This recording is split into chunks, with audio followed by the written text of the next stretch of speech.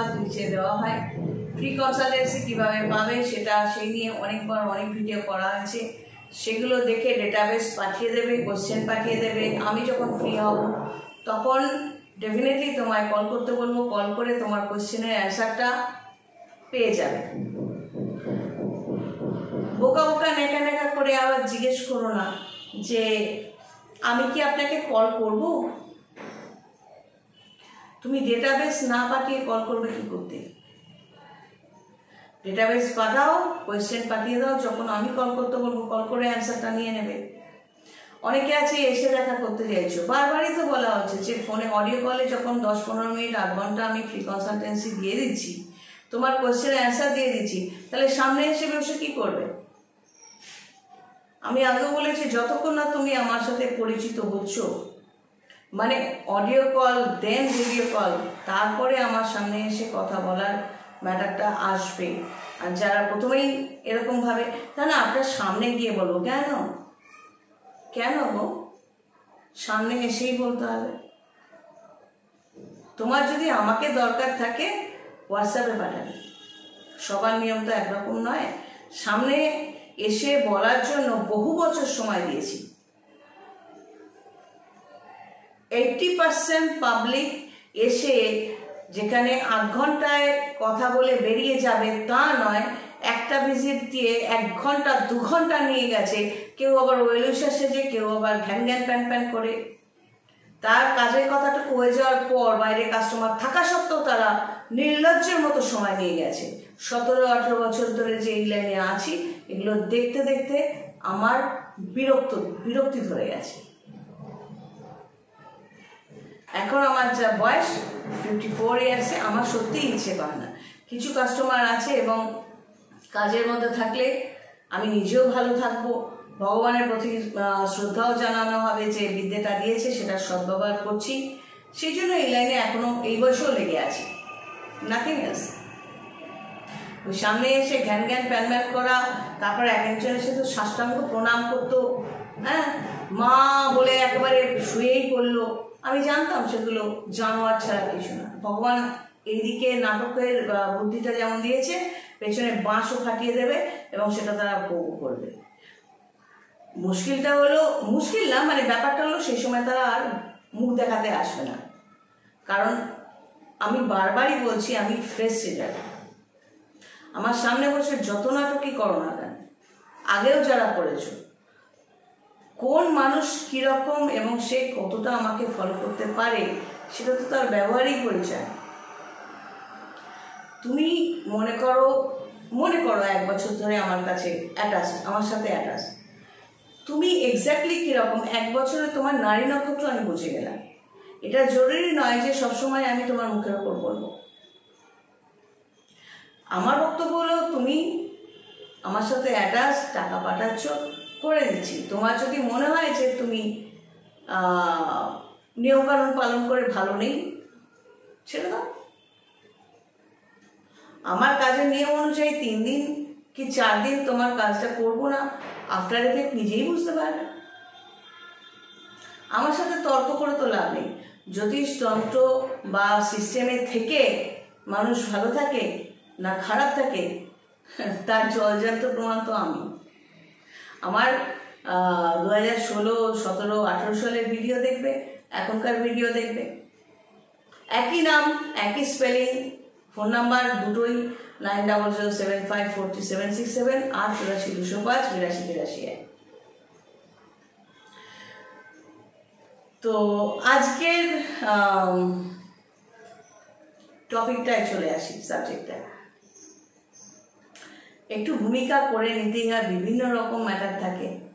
যাই হোক, অষ্টম ভাব আমাদের জন্মছকে, অষ্টম ভাব। তোমার যদি মেষ লগ্ন হয় তোমার অষ্টম ভাব হচ্ছে বৃশ্চিক, তোমার যদি বৃষ লগ্ন হয় তোমার অষ্টম ভাবকে ধনু, তোমার যদি মিথুন হয় তোমার অষ্টম ভাবকে এইভাবে, মিথুনের ঠিক অপোজিটে ধনু, তাহলে সপ্তম, তাহলে অষ্টম হলো মকর। তো এইভাবে অষ্টম ঘরটা গুনে নেবে, লগ্ন সাপেক্ষেও গুনবে, রাশি সাপেক্ষেও গুনবে। লগ্ন মানে আবারও বলছি, মাথা থেকে পা পর্যন্ত তুমি কিরকম দেখতে, তোমার চুল, তোমার চোখ, তোমার ঠোঁট, তোমার পায়ের নখ, পায়ের আঙ্গুল, পায়ের স্ট্রাকচার, বডি স্ট্রাকচার, সব কিছু লগ্নকে বোঝায়, অ্যাসেন্ডেন্ট বলে। আর রাশি হলো তোমার মনের স্ট্যাটাসটা বোঝায়। চন্দ্রমা, চন্দ্র কোথায় চন্দ্র অবস্থান করছে এবং তুমি এক্স্যাক্টলি কি মানসিকতার পুরুষ বা মহিলা, সেটা একজন জ্যোতিষী হিসেবে যখন ছকটা বানাবো তোমাকে বলতে হবে না তুমি কিরকম, আমি বুঝে যাব। এটা জরুরি নয় সবসময় সামনে বসে তোমায় বলবো। তুমি মোস্ট হারামি হলেও আমি কিছু নাও হতে পারি, শুনলাম তুমি টাকা দেবে, কাজ করে দেবো।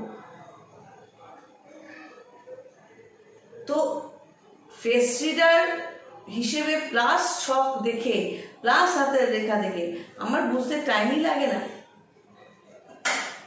এই 8th হাউসের কামালটা কি? 8th হাউস হলো কর্মফল,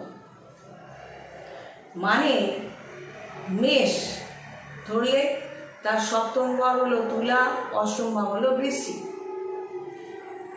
নবম ঘরকে, নবম ঘর মানে ভাগ্য ভাব, নবম ঘরটা কোনটা? ধনু। মেষের নবম ঘর ধনু। ভাগ্যভাব, তোমার ভাগ্যে ভালো হচ্ছে হচ্ছে হঠাৎ করে খারাপ হতে শুরু করলো। এই ভাগ্যভাবের পেছনের ঘরটা, ভাগ্যটা কি কোন জন্মের ভাগ্য? এই জন্মের ভাগ্য। তাহলে এর পেছনের ঘরটা, অষ্টম ভাবটা হলো আগের জন্মের কর্মফলের প্রভাবটা, যেটা তোমার পেছন দিকে টানছে। বা চলছিল লাইফটা, ভাগ্যটা চলছিল, হঠাৎ করে পতনটা শুরু হলো, এই অষ্টম ভাব। আগের জন্মের কর্ম যদি কিছু খারাপ পেন্ডিং থেকে থাকে, ডিউ থেকে থাকে, যে ফলটা তুমি ভোগ করনি, সেটা হঠাৎ করে তোমায় অ্যাটাক করতে শুরু করবে জীবনে। যখন তোমার ভাগ্যটা হয়তো চলছে, সেই দশা অন্তর্দশার সাথে তোমার অষ্টম ভাবের দশা অন্তর্দশা, মানে অষ্টম ভাব মেষ হিসেবে কি বললাম? ধনু ভাগ্যভাব। অষ্টম ভাব হলো বৃশ্চিক, বৃশ্চিকের অধিপতিকে মঙ্গল। তাহলে মেষের অধিপতিও মঙ্গল, তা সত্ত্বেও অষ্টম ভাবের অধিপতি যেহেতু মঙ্গল, ওই ধনুর মানে ধনুর অধিপতিকে বৃহস্পতি। তো যখন ভাগ্যটা দিব্যি চলছিল, মজ মস্তি করে অন্যের পেছনে কামড়ে দিব্যি চলছিল, হঠাৎ করে পতন শুরু হলো, 10টা রোগ কামড়ে ধরলো, মুখে হাতে পায়ে ঘা অথবা অ্যাক্সিডেন্ট বা অপারেশন, বা টাকা বেরিয়ে যাচ্ছে, বা ঘরে কিচাইন শুরু হয়েছে, ওই যেটা বলে না, তোমরা বলো না কিচাইন হচ্ছে, মানে ঝুটঝামেলা হয়, তাই তো।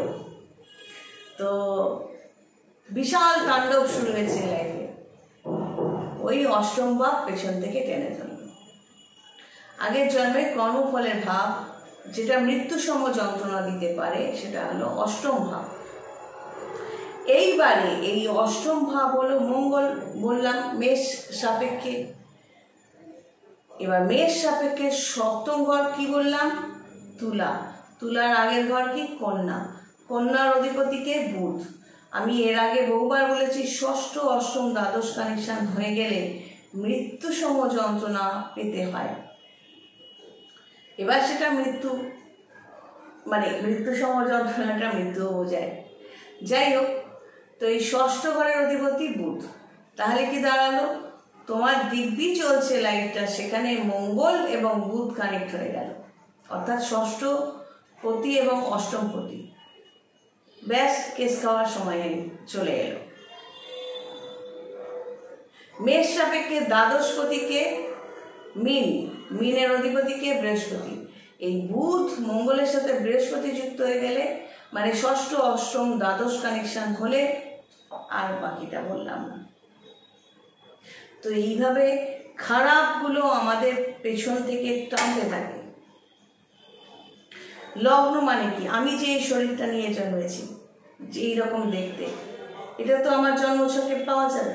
কেন আমি এরকম দেখতে, বা দিনের পর দিন আমার মধ্যে চেঞ্জেস হচ্ছে, পজিটিভ চেঞ্জেস কেন হচ্ছে?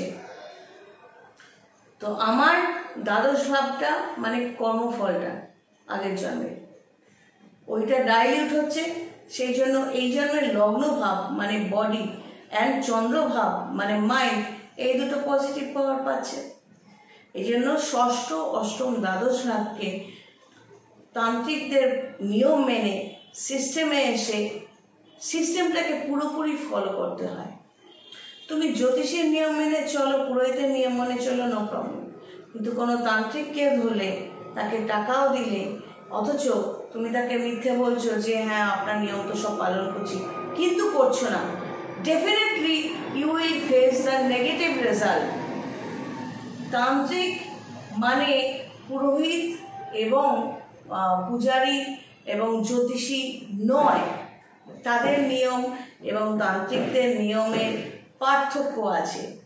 তান্ত্রিকদের নিয়মের আন্ডারে থেকে ঠিকঠাক মতো, এবার তুমি জঙ্গলে বসে থাকা কোন তান্ত্রিককে খুঁজে পেলে তার নিয়ম মানতে গেলে ক্ষতি হলো, সে দায় আমি নেব না। আমি এগুলো নিয়ে আগেও বলেছি, যার প্ল্যানেটোরিয়াল পজিশন, গ্রহ নক্ষত্রের পজিশন স্ট্রং থাকে, সে বনে বাজারে গিয়ে ভূষুণ্ডির মাঠে শুকনো কতগুলো রুদ্রাক্ষ পরে পাগলের মতো জটা ফটা নিয়ে মাথা চুলকে হ্যাঁ হো হো করে তোমার ভয় দেখাতে আসবে না।